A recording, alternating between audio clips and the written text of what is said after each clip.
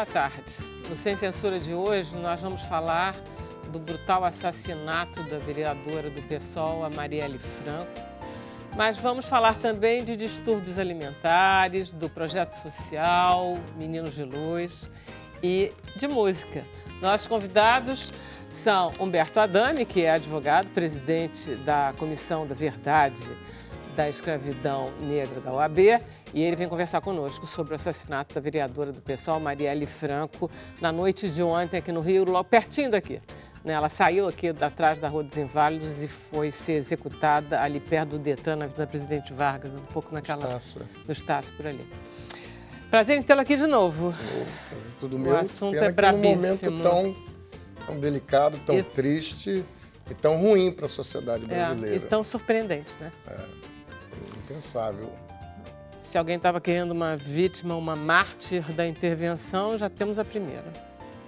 Na verdade, hoje, embora a gente esteja aguardando a conclusão da investigação, e nisso no sentido de cobrar a investigação, como no caso da juíza Patrícia Scioli, mas logo no início houve uma versão circulada que teria sido assalto, mas hoje já se tem praticamente a certeza que foi um assassinato muito bem treinado por pessoas muito especializadas nesse tipo de assunto. Nós estamos com Rony Mara Santos, finalmente, querida, que é nutricionista, e ela vai nos explicar o que é drancorexia. Vamos conversar daqui a pouquinho sobre isso. É um distúrbio alimentar também conhecido como anorexia alcoólica. Estamos com o Roger. O Roger chama-se Roger José Cury. Opa! Não é? Pegou na identidade? Mais ou menos. O Roger, porque eu fui perguntar por que o Roger... Que Roger, tem Roger, mas Roger tem que ter francês aí na história, né? Isso. Ele é cantor, ele é compositor, ele está lançando seu 6º disco, Nômade. Ele vai fazer um show amanhã no Blue Note, junto com refugiados. Foi uma ideia sua muito bacana. Ideia nossa, a ideia do Padre Omar, da Caritas. Eles têm uma escola de música muito bacana, chama Dó Ré Mi Abraça, e eu abracei a ideia também, abracei a causa, porque estou tocado por eles. O pessoal é campeão, refugiados são ótimos. E o disco fala disso, né? Então... Maravilha, você vai cantar já já. Tá bom. Nós estamos com o Oswaldo Carvalho, que é coordenador do Projeto Solar Meninos de Luz, e vai falar também da exposição Luz Balão, que está acontecendo na Galeria do Solar, lá no Pavãozinho, Cantagalo, ali, Copacabana, Ipanema. Isso. Muito bom tê-lo aqui. Esse projeto é muito... Desculpe. Eu sou o coordenador da galeria, né? Eu sou um voluntário lá no espaço, né? Aí eu achei que você era coordenador do projeto todo. Não Mas sou. você fala do projeto todo, não vai? Falar, claro que sim. Você é artista plástico, então foi assim que você chegou lá, né? Exatamente. Como voluntário, por outros colegas que me indicaram, que me chamaram para o trabalho. Eu fui lá ficar 6 meses, já vão 7 anos. Olha que bacana. Trabalho, né? Então... É lindo, o projeto Meninos da Luz é muito bacana. Você está há 34 anos, eu acho, não é uma coisa assim? É, isso aí. E a gente vai falar sobre isso. Maravilha. Nós estamos com Camila Abreu. Então, Camila. Olá, Vera. Boa tarde, pessoal. Boa tarde para você aí de casa. Bom, para participar do Sem Censura é muito simples, basta você entrar na sua rede social favorita, deixar o seu comentário e enviar uma pergunta para os nossos convidados usando a hashtag Sem Censura. Eu vou localizar aqui e repassar para eles. Então, participem, mandem as suas perguntas. Maravilha. Vamos conversando com o Roger. Roger, cadê os meninos? Os refugiados? Os meninos agora estão ali, estão loucos para entrar. Não é? Vamos pedir para eles entrarem, então, enquanto a gente conversa um pouquinho aqui. Tá ótimo. Tá? Que você chamar, então, qual foi a tua ideia de fazer um trabalho com eles? Olha, na realidade, a ideia começou... Eu tinha essa ideia de fazer um disco fechado, uma obra fechada sobre diásporas e de migrações, surgiu há 5 anos atrás, quando eu estava lá fora. Tinha surgido a oportunidade de morar lá fora, eu pensei que seria a minha migração, assim, a minha diáspora. E aí eu fiz um disco, quase que uma obra fechada inteira falando desse assunto. E quando eu me peguei para lançar esse disco, eu vi que hoje em dia as pessoas não têm mais CD, né? Ninguém mais tem onde ouvir CD. E eu conversando com a Carol, que a gente trabalha junto, falou, pô, por que a gente não bota numa camisa, as pessoas podiam baixar aqui, foi essa aqui, você passa assim o celular aqui, e já baixa o disco no Spotify, entendeu? Muito legal. Aí as pessoas já compram a camisa e aí eu soube do projeto do Padre Omar, do Dó Ré Mi Abraça. Eu falei, poxa... Que é um projeto junto com refugiados. Com refugiados, que tem tudo a ver, que já, o disco falava disso. E a camisa, do Instituto E, eles doaram a camisa e a venda das camisas que vão ser vendidas na Oscar, em todas as lojas do mundo inteiro, vai ser revertido para a escola de música, né? Que aí eu também me envolvo, porque a gente vai lá, pode ajudar também na parte da aula. Eles têm aula toda terça e quinta. Estou querendo levar todos os meus amigos. Já estou combinando de levar lá em Xerém, lá no Zeca Pagodinho, também com o pessoal dele. Já falei com o Luizinho, filho do Zeca. E aí, juntar isso aí, juntar todo o pessoal do Monobloco também.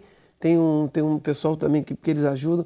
Enfim, juntar isso tudo, porque eu acho que é assim que as coisas vão crescendo, sabe?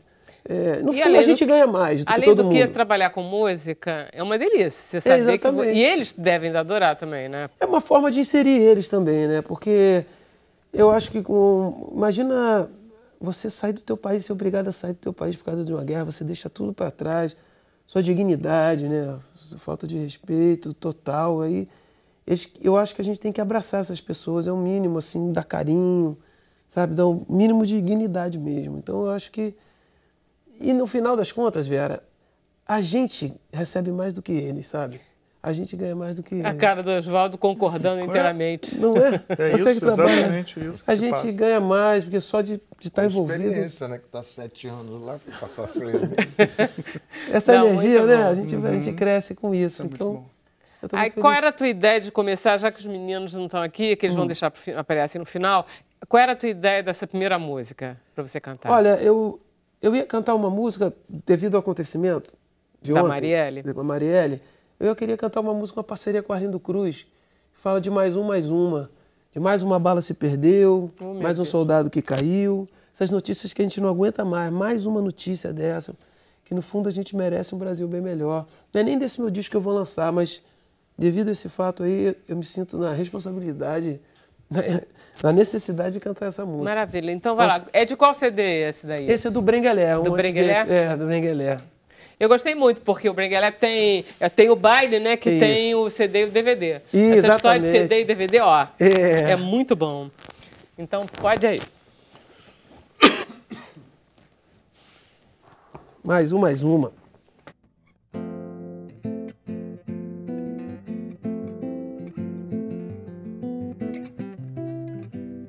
Mais uma bala se perdeu, mais um soldado que caiu, mais um malandro que dançou, é mais um dia de ver batalha no Brasil. Mais um político roubou, mais uma vez alguém não viu, mais um doutor não atendeu e mais um velho deu adeus.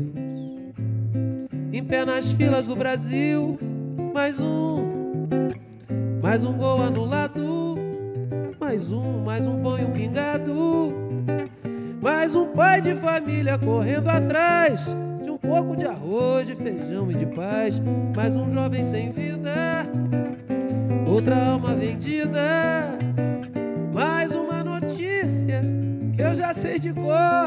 A gente merece um Brasil bem melhor, com mais um sonho pra viver, mais um bom samba pra cantar, um grande time pra torcer, mais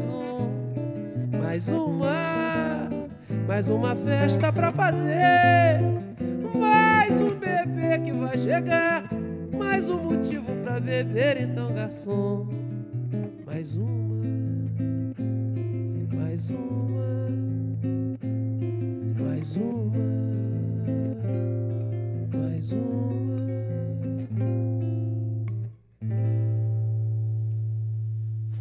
Ficou lindo.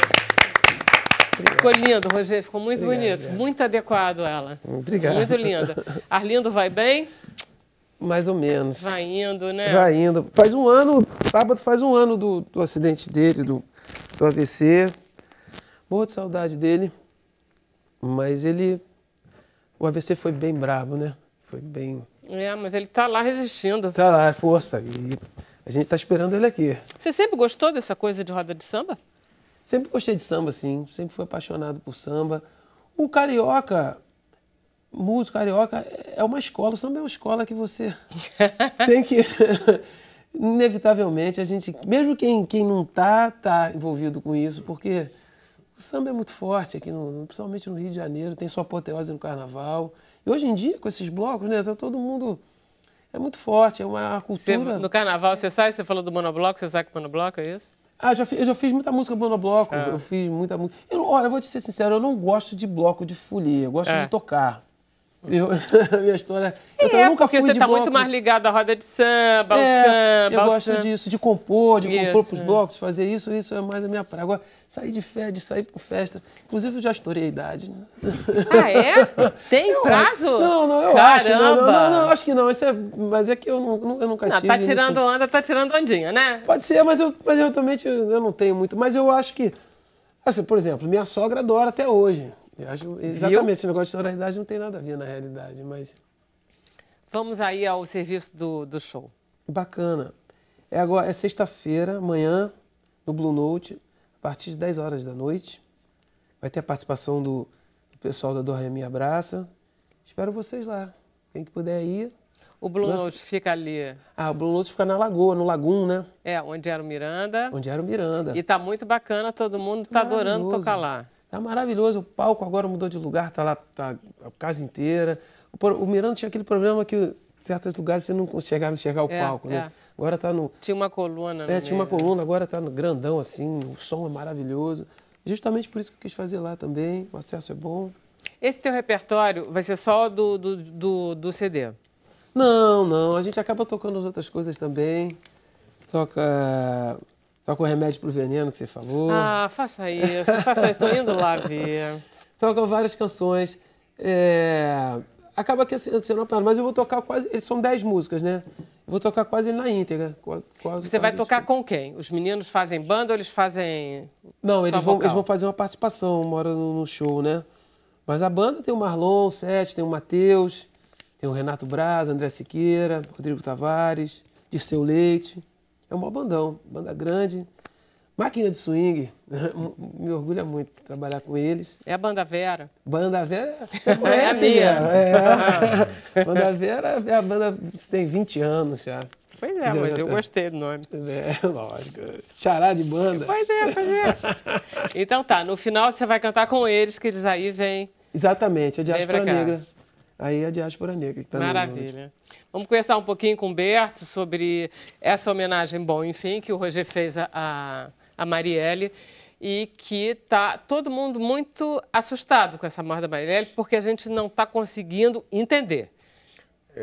Primeiro, Tá uma guerra de versões aí, né, Humberto? Um assassinato frio, covarde, cruel contra uma mulher legítima, uma mulher que estava combatendo o bom combate, falando da sua realidade, da sua comunidade, da sua periferia, das coisas que afligem as periferias, não só do Rio, mas como toda e qualquer periferia.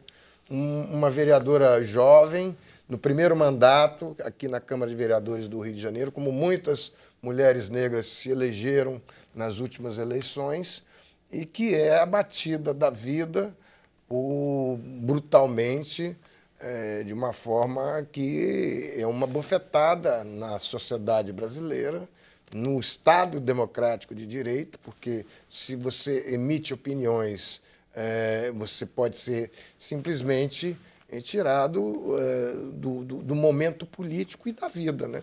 E principalmente porque a bandeira dela era uma bandeira social de inclusão, especialmente da população negra, né? Do movimento LGBT, a questão do combate à homofobia, do genocídio da juventude negra, da questão quilombola. Marielle teve presente em vários desses momentos recentes, né? Semana passada ela estava aqui dando uma medalha para Dida, do Bar da Dida, né? Teve também está presente junto com o setor de mulheres negras que está se organizando muito. Além do que, ela era uma mulher jovem, era uma mulher formada, é uma menina que tem estudo e que tem trabalho nisso, tem uma origem importante, que é uma menina que vem da Maré, que ela conhece, ela sabe do que está falando. Exatamente, muita legitimidade. E que nunca deixou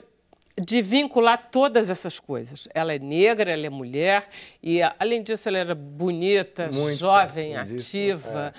Então, e uma covardia, porque muito esquisito. Você desferir 9 tiros para lá, tem um videozinho que eu acabei de assistir aqui com o Oswaldo, até que está no YouTube. Você botando lá Assassinato Marielle, aparece um vídeo, que eu não sei quem colocou, de uma das câmeras. Eu tive ontem lá no local e tem 3 prédios que imagino que tinham câmeras lá. Então, deve ter muita filmagem do episódio. Um desses a gente acabou de ver no YouTube e você vê que foram 3 carros que estavam... Quer dizer, ela está andando e ela é cercada por 3 carros, 3 carros que aparecem lá de uma forma bem organizada, não é uma questão qualquer. E, na conclusão, a gente chegou olhando lá que tinha um que estava esperando. Ela, como você disse, ela saiu daqui, próximo. É um local, e eu fazendo...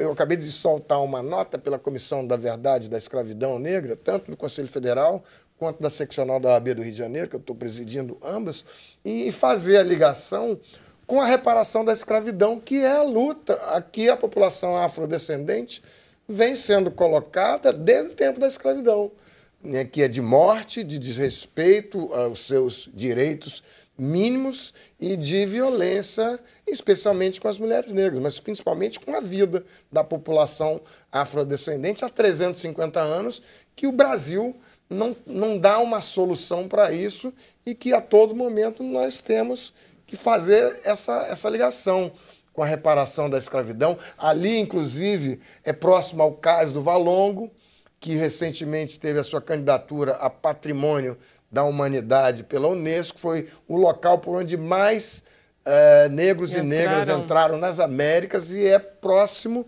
ali ao episódio do Estácio. Então, é um momento de cobrança das investigações, as instituições têm que funcionar, elas têm que realizar as suas tarefas constitucionais, um momento duro, e que o presidente Felipe Santa Cruz, que é o presidente da seccional do OAB, já se posicionou desde ontem, o presidente do Conselho Federal da OAB também, advogado Cláudio Lamáquia, reunido com o Conselho Federal, tem uma posição muito definida nisso, no sentido de voltar, de fazer a sociedade brasileira funcionar dentro, as instituições têm que funcionar. Berto, em relação a essa intervenção, qual é a tua visão de um assassinato como esse, de uma execução de uma vereadora combativa? Eu vejo o seguinte... No quadro da intervenção no Rio de Janeiro. Hoje eu estava acompanhando a reportagem, o noticiário, e a repercussão foi mundial.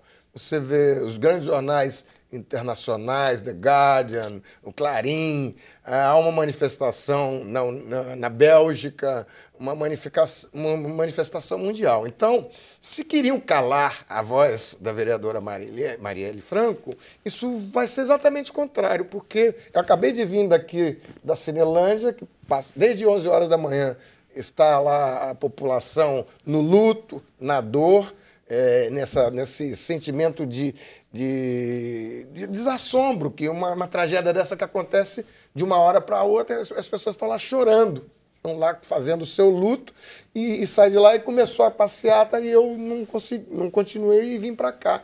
Então, eu acho que se queriam calar a voz da Marielle, essa voz vai se multiplicar por muitas e muitas pessoas.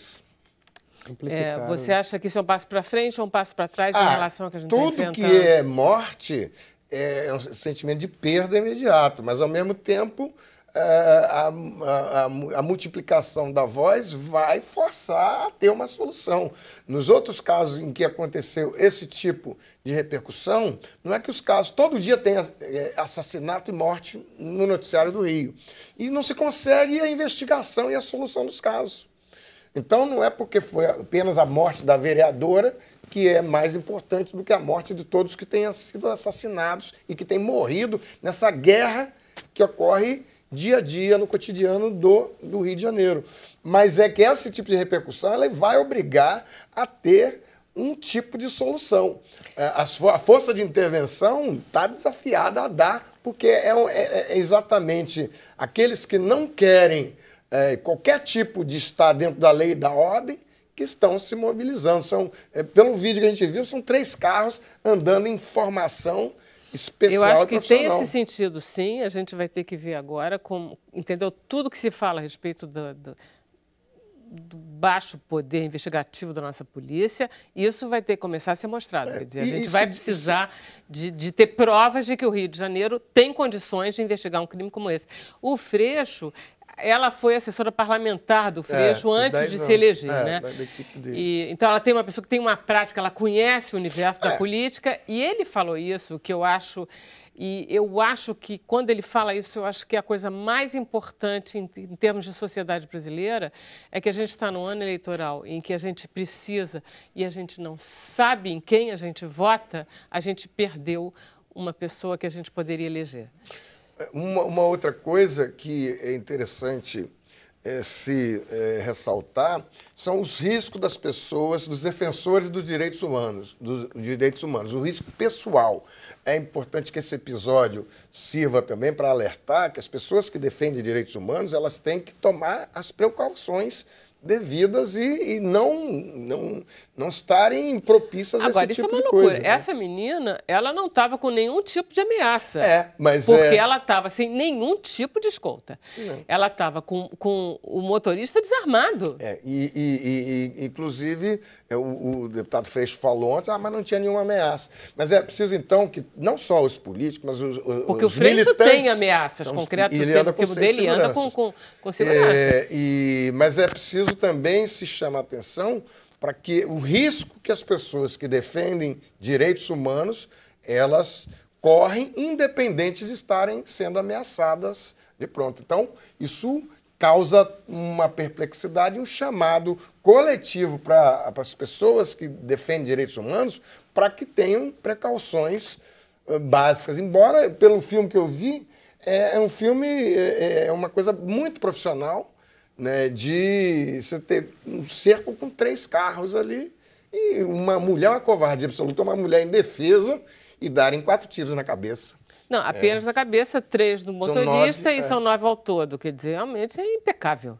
Então, é muita precisão, esses muito treino. Rapazes devem ter cobrado uma fortuna. São muito covardes, né? Porque, independente de qualquer coisa, eles acham que vão calar. Mas o que se ouviu agora na manifestação da Cinelândia é que a voz da Marielle vai ser multiplicada em todos os lugares. E acho que isso é um ganho da liberdade, da democracia e da lembrança da saudade da vereadora Marielle Franco. Que essa menina vai deixar, tá? Deixa eu então pedir um intervalo e a gente volta já já com mais Sem Censura.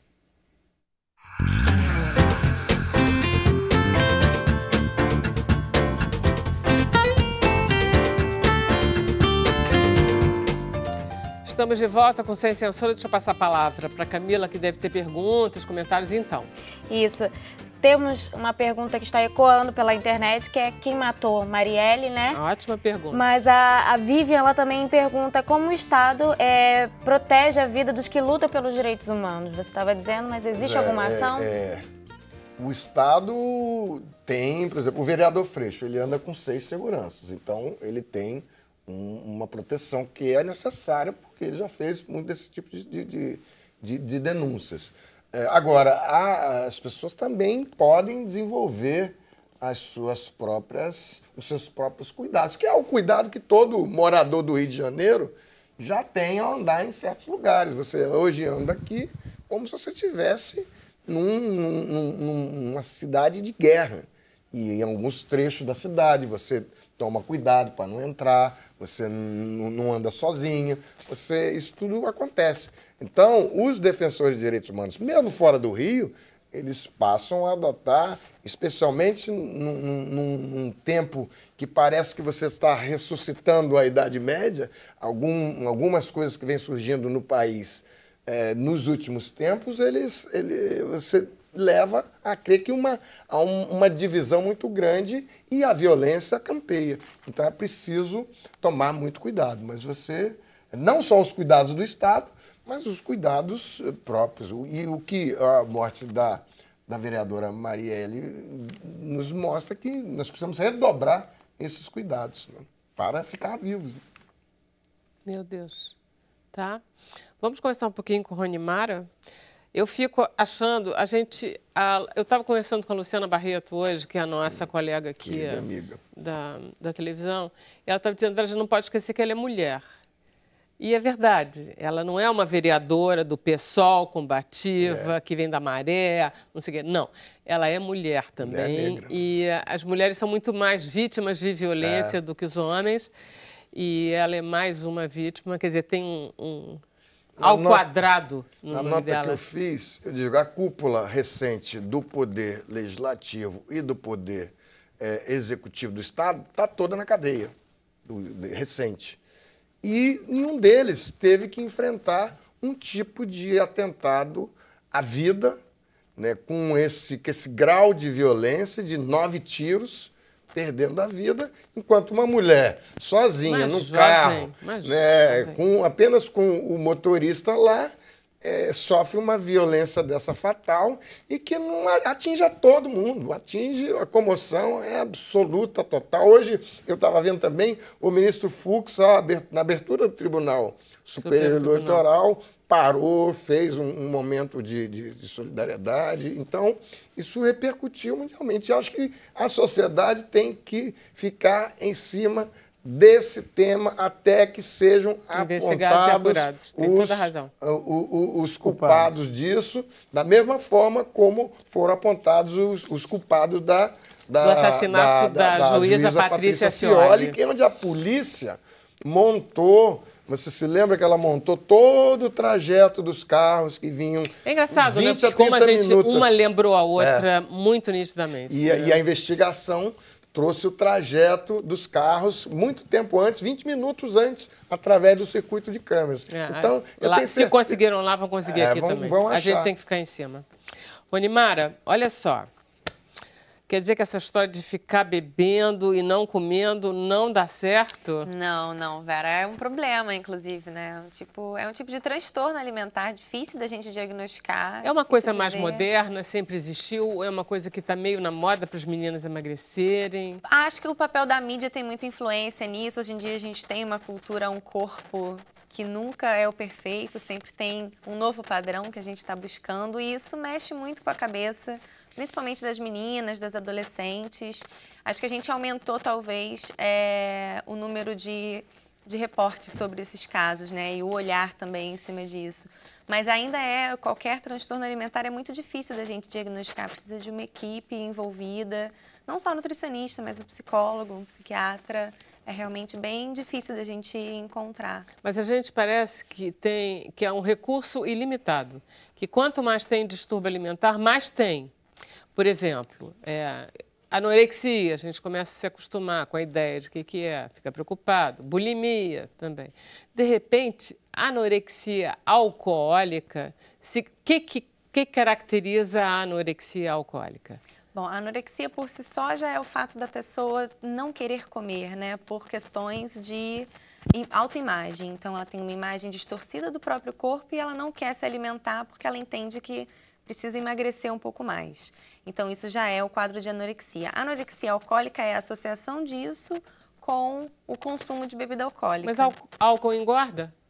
Na verdade, é uma tentativa de comer poucas calorias, a associação ao alimento e as calorias do alimento vão ser substituídas pelo consumo do álcool. Então, a pessoa vai tentar se alimentar apenas consumindo bebida alcoólica numa tentativa de fugir um pouco das calorias das refeições. Geralmente, as pessoas que sofrem desse tipo de transtorno conhecem de cor e salteado a composição e as calorias de todos os tipos de alimentos. Então, elas buscam, talvez, no álcool. Tá. Então, em vez de eu estou com fome na sexta-feira à noite, em vez de eu comer um pedaço de pizza e uma cerveja, eu vou tomar 2 cervejas, ou 3 ou 4. É isso. Porque aí eu fico de pileque e esqueço a comida. da pizza. É isso. Mas No eu não interior. engordei. É muita loucura. Com isso, eu consigo... O álcool é muito calórico Pois é. também, né? Mas você acaba tendo... Você substitui a comida pelo álcool. Porque você sabe toda a maquininha, então você faz aquele cálculo, não, se eu tomar 3 cervejas e tal, eu como menos do que se eu comesse um pedaço de pizza. Exatamente. Agora, olha só, eu, por exemplo, que gosto de beber e gosto de comer, eu tenho um problema. Se eu bebo, por exemplo, estou de regime de dieta, não vou comer doce nunca mais na minha vida, não quero saber disso, estou proibida. Certo. Aí eu bebo uma taça de vinho delicioso, uma champanhe. Aí vai me dando relaxamento, eu fico muito contente da vida. A primeira coisa que eu faço é abrir o pote de sorvete. Porque o álcool tirou a minha censura, né? Então, como é que as pessoas conseguem beber e não comer? Na verdade, a gente precisa olhar um pouquinho para a cabeça, né, para o pensamento dessas pessoas. Elas querem fugir de qualquer tipo de alimento. O álcool é uma estratégia. Pode acontecer, como você falou, uma pessoa que bebe algum tipo de bebida e aí acaba querendo comer uma outra coisa. Piora tudo, né? Mas essas pessoas têm recursos para isso. Então, elas forçam o vômito, por exemplo. Elas se exercitam mais, fazem mais atividade física para compensar aquela caloria. Então, tá tudo uma balança tentando compensar os excessos que elas entendem como excessos do que elas acabaram comendo. Isso transforma essas pobres pessoas com esses distúrbios em alcoólatras? Não. Na verdade, tem uma... O que diferencia o alcoólatra do anoréxico que bebe junto é que o alcoólatra não tem nenhuma relação comportamental com autoimagem. Ele simplesmente gosta muito da bebida e acaba se viciando naquele tipo de alimento.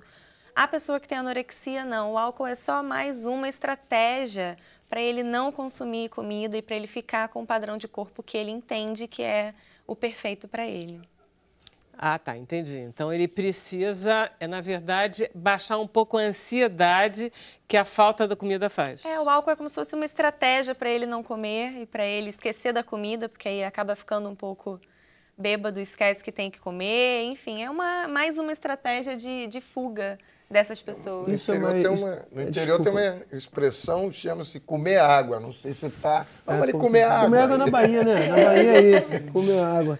Mas isso é mais homem ou mais mulher? Assim? Mais mulher. As meninas são bem mais afetadas por esse padrão de corpo. Imagina. A gente está sempre buscando um corpo perfeito. Os meninos são menos acometidos. Mas adolescentes, principalmente, né? É a fase que a gente mais encontra esse tipo de... Tem vários adolescentes. Aí isso é uma coisa que começa na adolescência? É um grupo de risco, né? Um grupo que começa a se expor a esses conceitos, esses padrões. Também não estão seguras ainda. Também, tudo isso. Então é um grupo muito mais... que a gente precisa cuidar muito mais, é muito mais provável. É engraçado você falar isso, porque eu achava que os adolescentes e as adolescentes, eles são um padrão, assim, em termos de preocupação com o corpo, com a imagem, tanto os meninos quanto as meninas. Mas você diz que não, que são as meninas mais fanáticas com as meninas, peso. Se você olhar as estatísticas, né, as mulheres são muito mais acometidas por transtorno alimentar do que os homens. Elas são muito mais ligadas às imagens veiculadas de beleza feminina, muito talvez? Muito provavelmente. Né? O público feminino está muito mais exposto a todos esses padrões que a gente impõe, então talvez seja... Tem 50 mil top models e tem poucos homens nessa profissão. E as top models são sempre muito magras, né? Uma influência. E já os modelos de homem não são tão magros assim, né? São sim. São assim? São tão magros quanto elas. Mas tem muito menos, muito menos procura.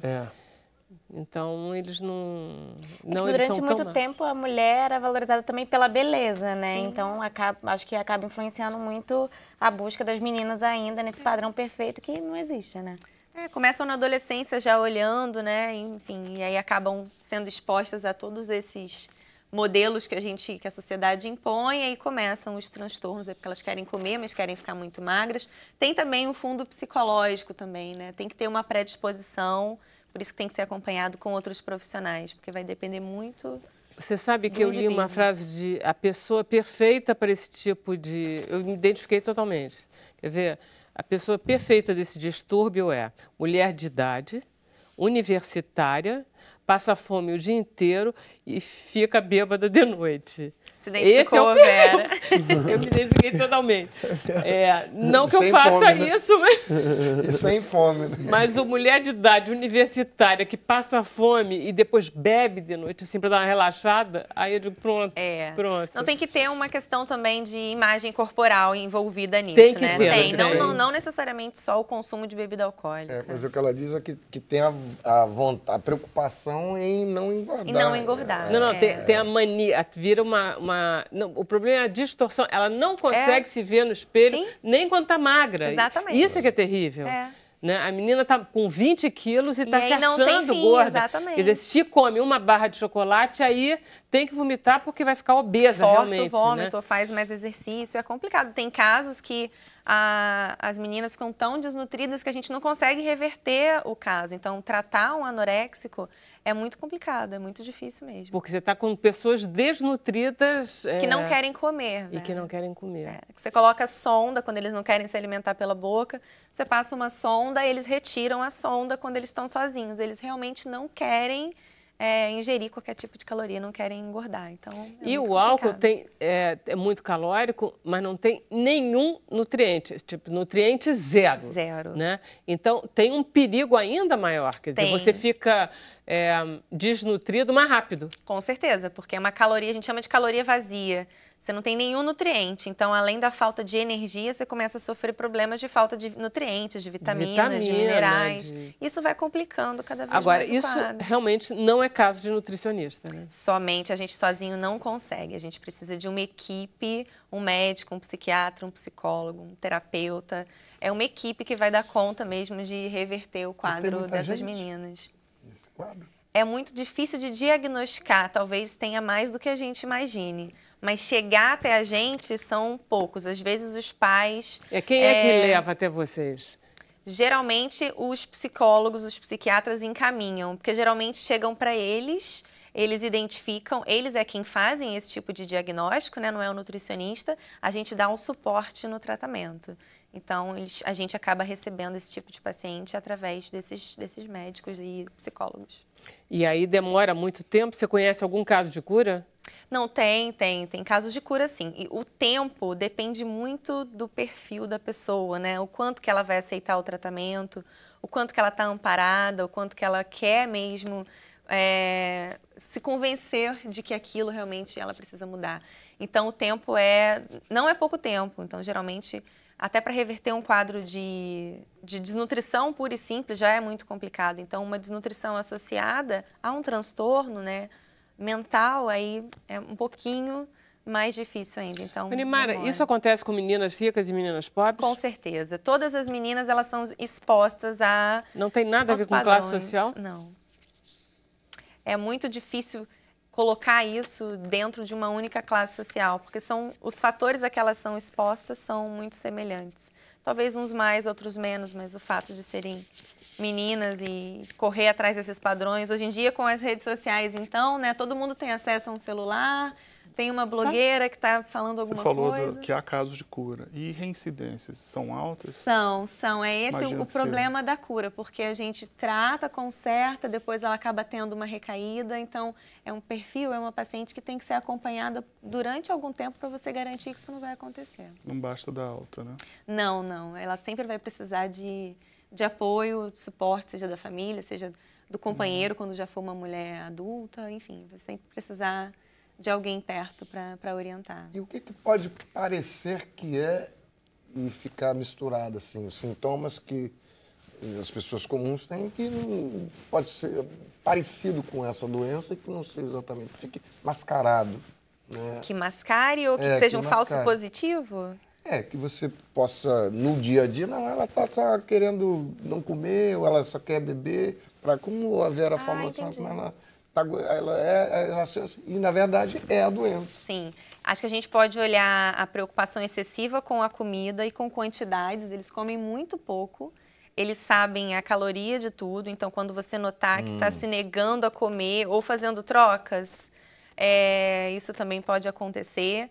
Às vezes a pessoa acaba de comer e imediatamente sai do ambiente porque vai procurar um banheiro para poder forçar vômito.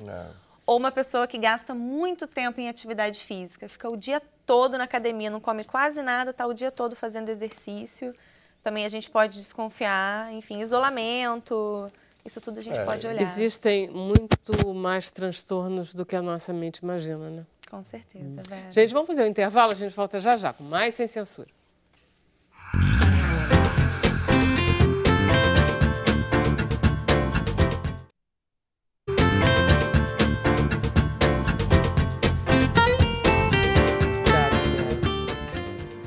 Deixa eu passar a palavra para a Camila. Camila, temos perguntas? Temos sim. Uma pergunta aqui da Letícia Almeida. Ela pergunta, quem faz cirurgia bariátrica corre o risco de passar a beber mais?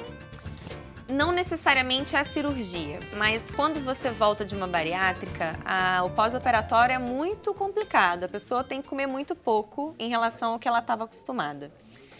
Se ela tiver uma predisposição a qualquer tipo de transtorno de imagem, ela pode querer, como ela já vai comer pouquinho, trocar uma coisa pela outra. Mas não significa que todo bariátrico corre o risco de aumentar o consumo de bebida alcoólica, não. Ele tem que ter realmente uma predisposição, uma questão de transtorno de imagem, um problema mental para que isso possa acontecer. Não necessariamente está ligado. Tá, okay. Maravilha. Vamos conversar um pouquinho com o Oswaldo Carvalho, que é coordenador artístico do projeto do Solar dos Meninos da Luz. Vamos falar da exposição? Podemos começar por ela, né? Pois porque você é artista plástico. Todo trabalho é em torno disso, né? Então, conta a ideia. Nós promovemos lá, temos uma galeria nessa instituição chamada Solar Meninos de Luz. Teve-se essa ideia há 10 anos atrás de criar uma galeria, né? E isso foi passando. Um colega apareceu, um colega artista, se juntou ao diretor de lá, que virou amigo, então por isso que eu falo que é um projeto entre amigos, né?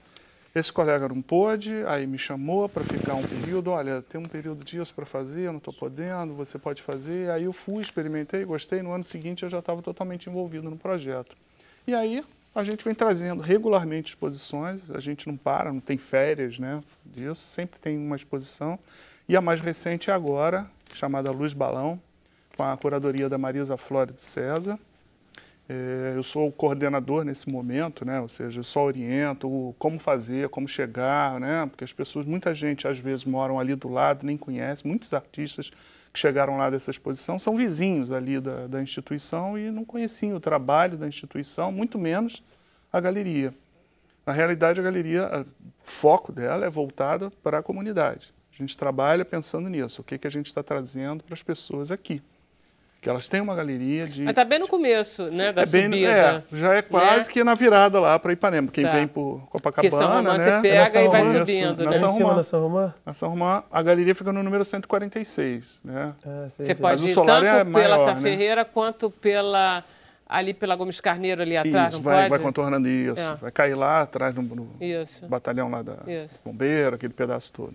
Então, é assim, é fácil acesso para as pessoas que querem chegar até lá, não é complicado. Mas o principal mesmo é que a gente traga de arte contemporânea, que fique bem claro, né? Que a gente se propôs a fazer isso, né?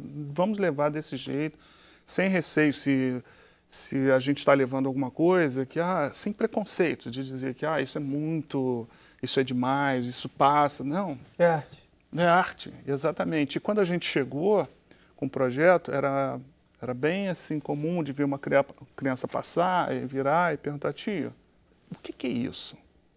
Né? Hoje a pergunta mudou. Tio, qual é a próxima?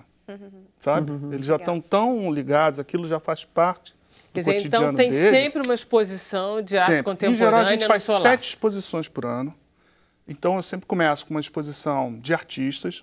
Esses artistas podem ter um curador ou não, eu posso atuar ali, faço às vezes do curador.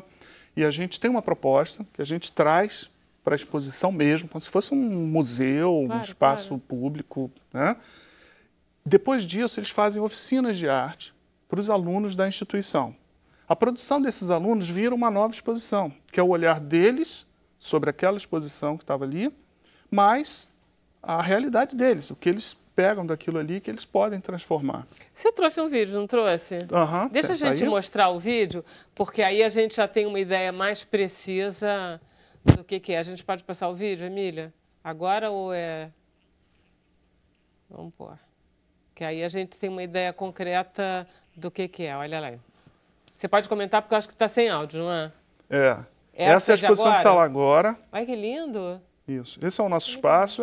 Era uma garagem, né? Não dá para perceber mais, porque a gente realmente fez a mudança para um cubo branco. Paredes brancas, chão de cimento, boa iluminação, né? E esses são 16 artistas que estão se apresentando, né? Eles foram convidados para a Marisa a partir do poema do João Cabral de Melo Neto. Qual é o poema? Tecendo Manhãs.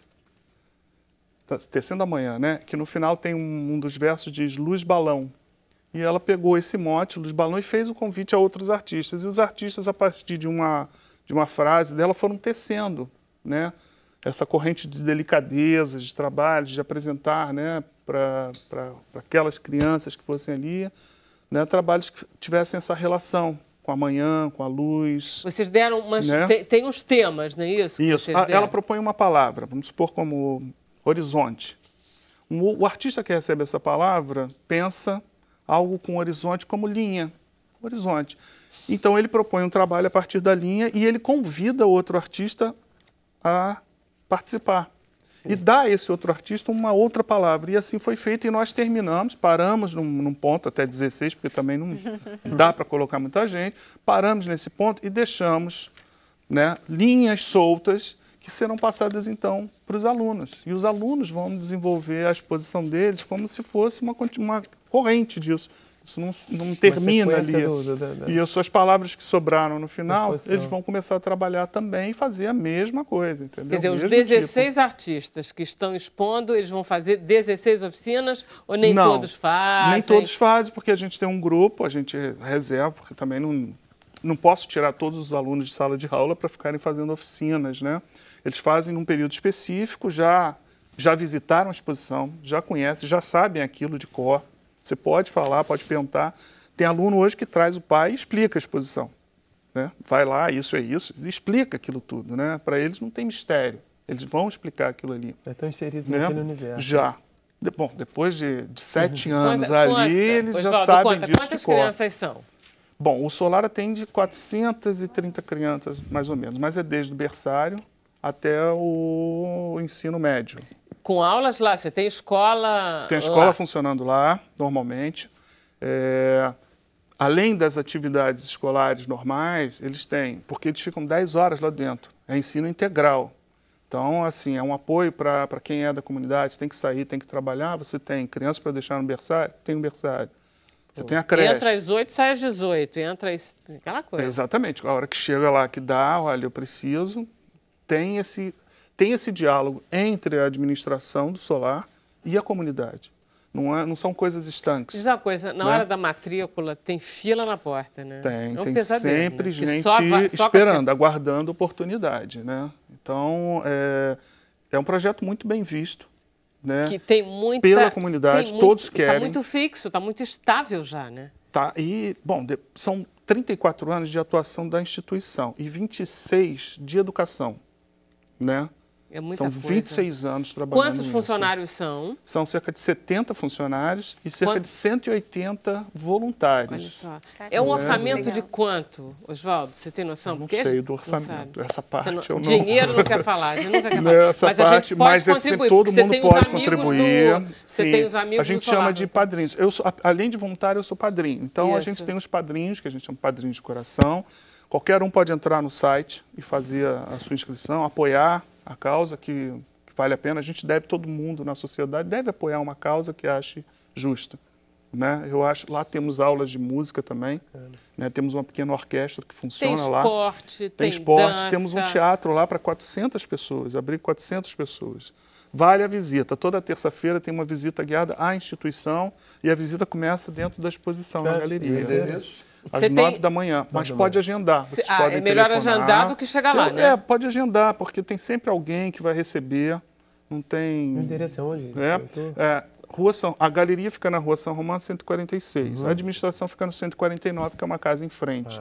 E você acha que a gente pode entrar sem problema? A galeria funciona... Na comunidade, meu bem. Olha... Eu nunca tive problema, mas você está lá há 10 anos, você chegou uma vez. Eu sei que acontece, você vai escutar tiroteios. A gente teve um período muito difícil há uns 2 anos atrás, que teve aquele tiroteio que fechou ali aquele pedaço, foi parar até na Lagoa, né? Então, teve esse problema. Mas assim, é melhor agendar, não eu custa acho nada agendar. que está em todo lugar. Não custa nada agendar, claro, mas a galeria fica aberta de segunda a sábado, sendo que de segunda a sexta de 9 às 18 horas, quer dizer, um horário muito bom, e sábado de 9 às 13. Né? Esses horários, você chegando, você tem a galeria aberta para visitar a exposição. Maravilha. Né? Ela está até que dia na exposição? Essa exposição fica até o dia 24 de abril. Maravilha. Dá super tempo. Muito legal. Parabéns. Demais. Parabéns, Waldo. Deixa eu aqui falar com... Queria que se... Roger, agora, vamos terminar o programa cantando? Opa! Vamos em homenagem a Marielle. Tá. E eu queria que você apresentasse os seus companheiros. Meus amigos. Do show, seus amigos. Diretamente do Congo, República do Congo. Roger é africano. Você é Ives, parceiro, amigo. Ivan Abdala, do Congo. Yes. Muito bem, Ivan. Oi, já falamos antes. Então vamos ouvir vocês cantando o quê? Let's go. Let's go. A gente vai cantar Diáspora Negra. É uma parceria com Ney Lopes. Maravilha. Deixa eu então terminar o programa. Lógico. Agradecendo então aos nossos convidados. Muito prazer em tê-la aqui. Humberto, querida, Ruanimara, foi uma delícia. Vera, foi um prazer. Osvaldo, foi ótimo. Obrigado. A gente volta amanhã, 5h30 da tarde. A gente vai terminar o programa ouvindo Roger. E passa agora para o Facebook com a gente. Que tal? Vamos lá, Roger. Obrigado, Vera.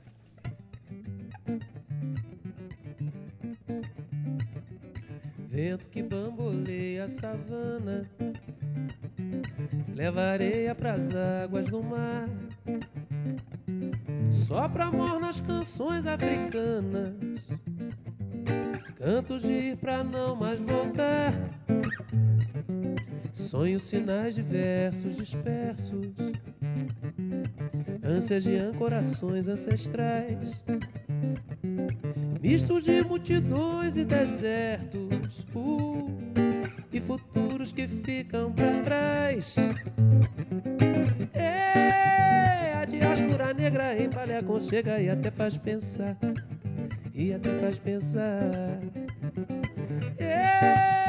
olha o samba, olha a rumba, o reggae, a macumba, o mambijexá, olha o mambijexá.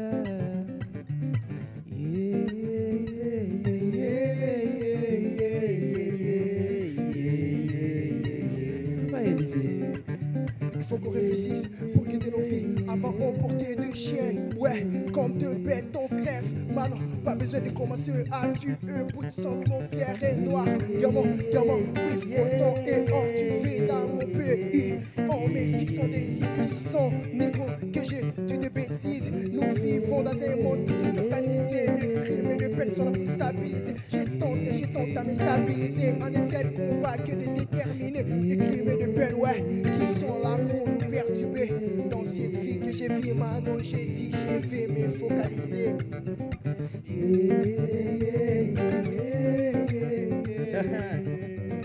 Vamos cantar em congolês.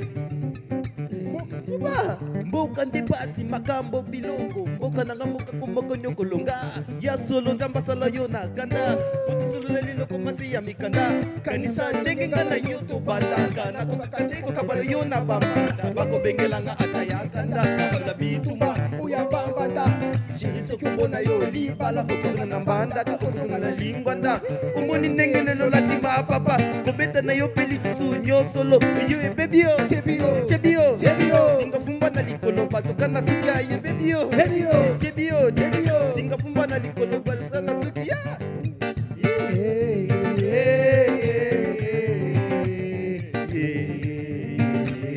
Mais uma vez.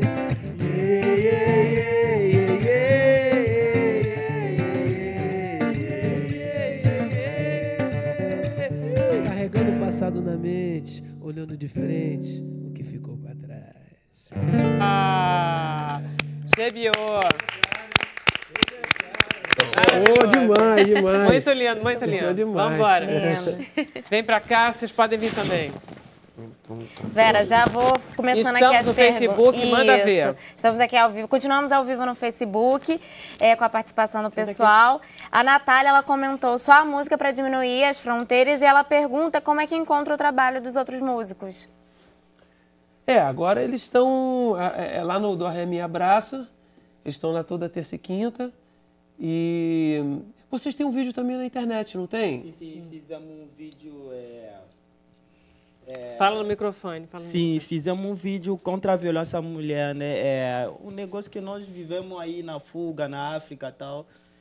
E achamos que o homem é a chave dessas atrocidades. Então, o homem também poderia ser uma chave matriz para participar, para parar com essa atrocidade. Então, nós fizemos o primeiro passo e fizemos alguma coisa... Qual é o nome do vídeo? Aquele vídeo que vocês Um mostraram? refúgio na arte. Qual? É Um Refúgio na Arte e a música é Metanoia. Ah, Um Refúgio na Arte. A música é Metanoia. Metanoia. É a música Metanoia, exatamente. Tá, ok. Bacana. O Fabiano Nascimento comentou que ótimo, novo trabalho do Roger, sou fã. E o Gabriel Menezes, ele comentou desde a primeira música muito linda e emocionante. Eu fico muito triste em saber que a nossa cidade está assim. E aí eu aproveito para perguntar pro Osvaldo, tem uma pergunta aqui, só um segundo, do Gabriel Menezes. Ele pergunta como é levar esse trabalho social em regiões onde o governo e os seus órgãos competentes deveriam ter feito esse papel faz tempo. Essa não é uma pergunta para alguns segundos, é uma pergunta que ela vai fundo, né? É um outro programa, né? Só para falar sobre isso, né?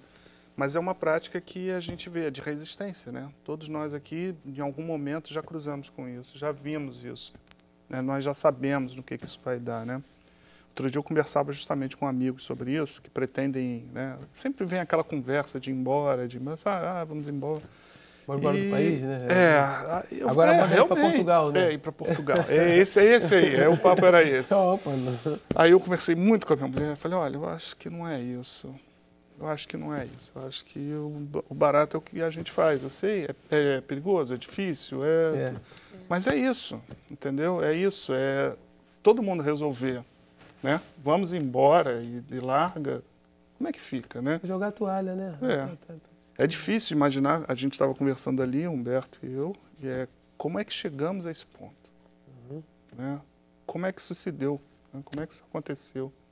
A realidade é que o Rio de Janeiro nunca teve nessa situação, porque eu me lembre, o Rio de Janeiro está numa situação realmente calamitosa, assim, está num momento que eu não... Do que você está falando, Eu estou falando da violência, desse medo de tudo, da crise, mas de todo, da saúde, o Brasil anda muito violento. Eu acho que o Rio de Janeiro não é, em absoluto, o caso pior do Brasil, não. Os índices não são os piores no Brasil. Eu estou querendo defender o Rio porque eu sou carioca, não. Não, eu sou carioca e amo esse lugar. Mas assim, para uma parte da população, especialmente periférica, ela já está nesse tipo de situação há muito tempo. É isso que a Marielle não falou nada em relação lá ao batalhão, nada que ela já não tivesse falado há muito tempo, que muitos outros várias falam. Vezes que as pessoas muitas pessoas falam, todo mundo denuncia. Isso e também os batalhões já estão acostumados a fazer a vida passou, não tem nem sentido. Assim, mais um, virou estatística, mais um. Mas esse tipo de crime contra uma vereadora no exercício do mandato não é uma coisa comum. Daí essa repercussão. A história de gangster daquela época que a gente vê da máfia. A gente precisa saber o que aconteceu, então, porque não é assim. E aí é que vai ter uma repercussão. A comoção de ontem para hoje foi 9h30 da noite. Não tem ninguém banalizando a morte da Marielle. Ninguém falou nada. Isso sim. Entendeu? Uns eleitores do Bolsonaro foram na página da Marielle desacatar, ofender e fazer. E se assinaram eleitores de Bolsonaro?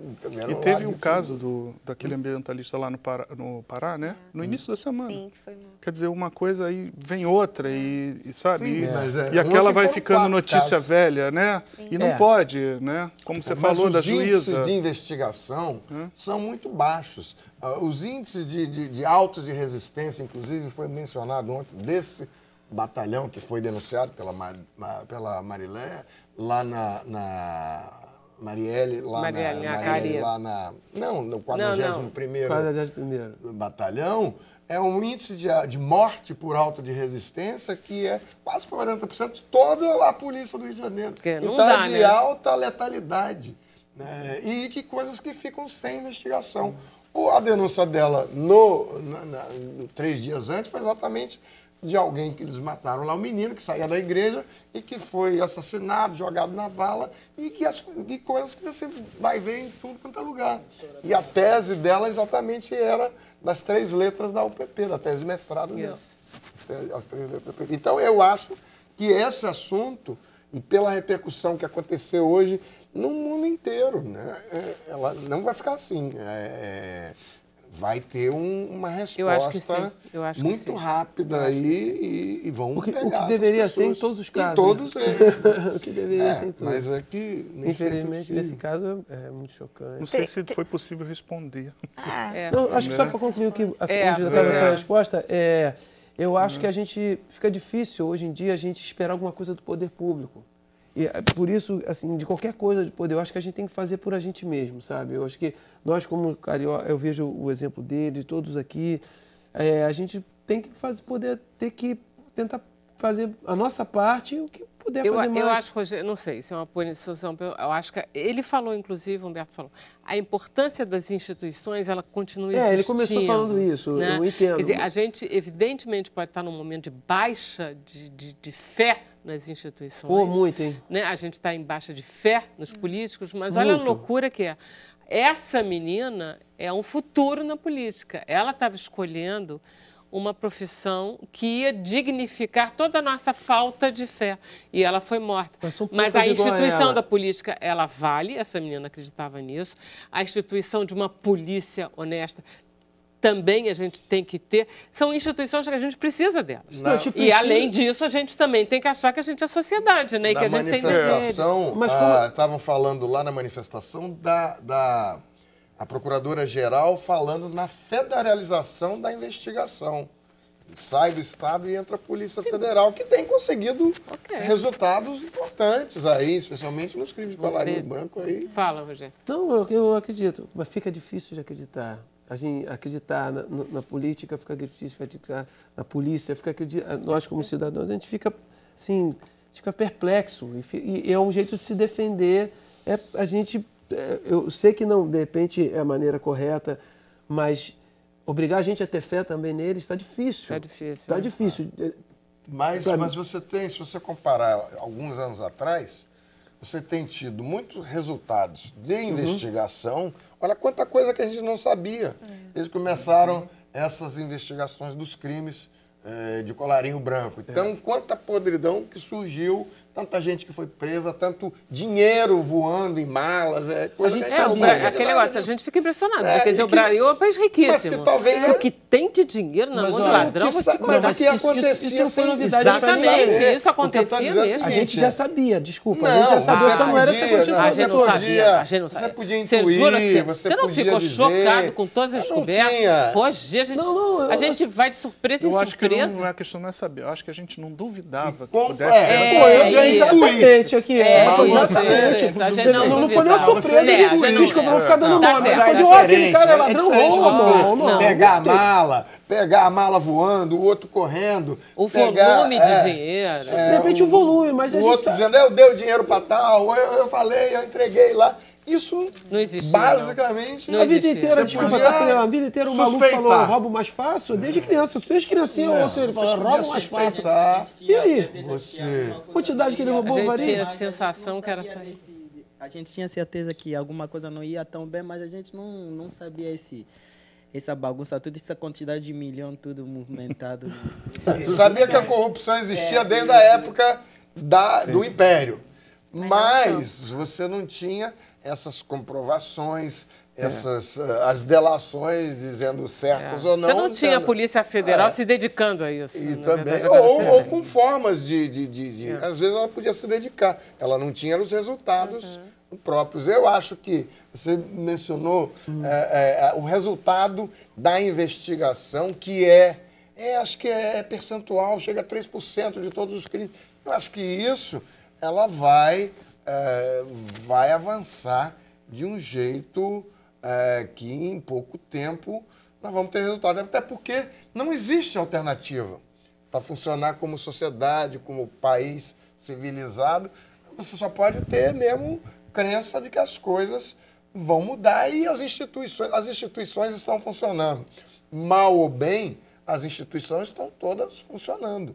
Elas estão dentro da ordem democrática, vai para lá, para cá, mas elas estão funcionando. Eu tenho uma impressão horrível disso tudo, que isso é só o final. A investigação, de repente, hoje em dia as investigações estão acontecendo, mas a gente tinha que inverter, os números estão aumentando. A gente tinha que saber como inverter para que isso não piorasse, ou seja, com educação... Ou talvez eles tenham sempre acontecido e ninguém soubesse. Pode ser também. Isso é que estão todos expostos, né? Você não tem ninguém. Tem ninguém livrando a cara de ninguém. Então, uma coisa meio... Isso sempre aconteceu e ninguém era apanhado. Tanto que, para uma parte da sociedade brasileira, esse era o corriqueiro.